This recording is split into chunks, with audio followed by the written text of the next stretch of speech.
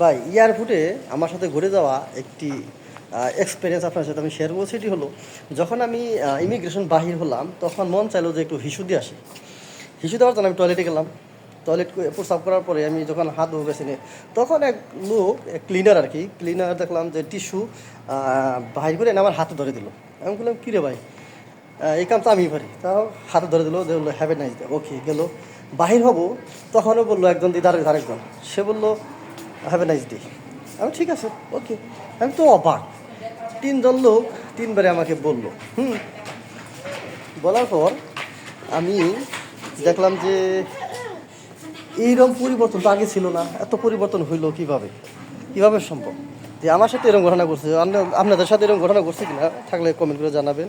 তবে আমি খুব সারপ্রাইজ দ্যাট, যে খুব পরিবর্তন হয়েছে, খুব চেঞ্জ হয়েছে।